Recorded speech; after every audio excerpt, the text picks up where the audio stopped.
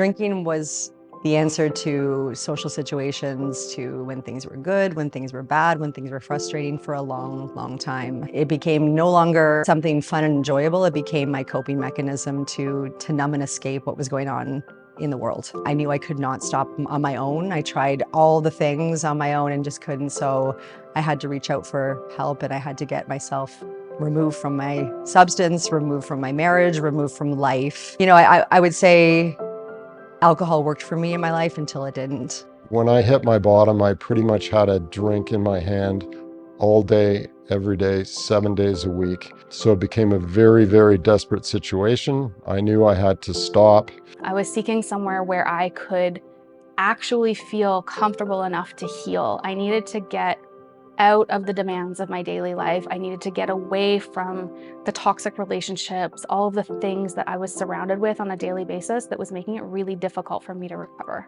GreeneStone felt like that place because of the approach that they take. When someone calls us, they're in crisis, our role is to support them in a kind, compassionate way. Our staff here, including the intake team, are ready to support them throughout that process. GreeneStone really takes an individualized, holistic approach. We're really catering the program for the client.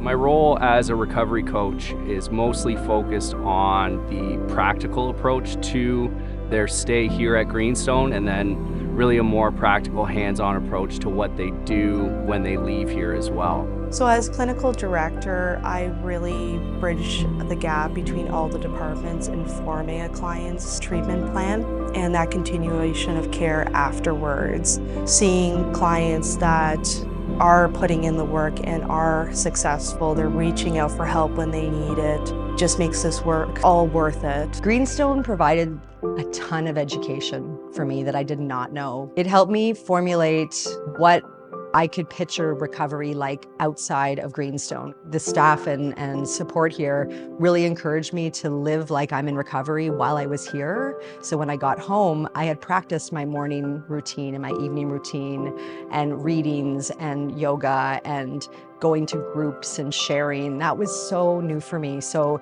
I developed that strength here. The other residents that I met and the friendships that I made.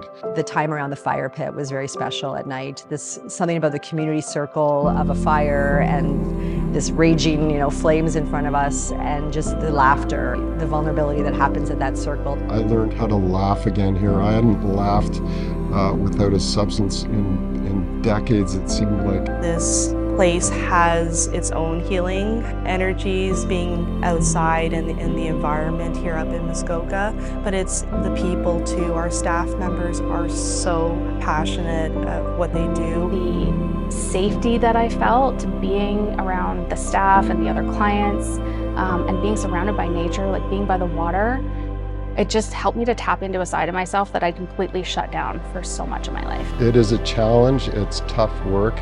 But when you start to see what your life is like without your substance, anything's possible. I was so afraid to take this leap and to come to an in-person center where I was dedicating this much time to my recovery.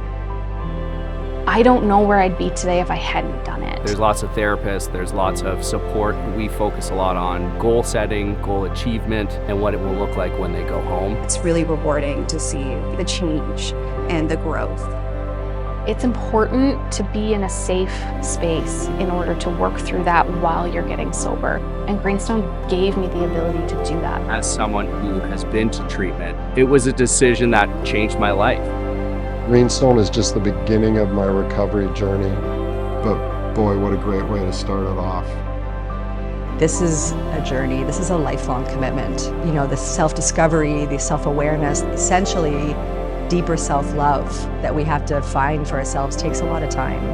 And when you develop that self-love, you don't want to hurt yourself with drugs and alcohol.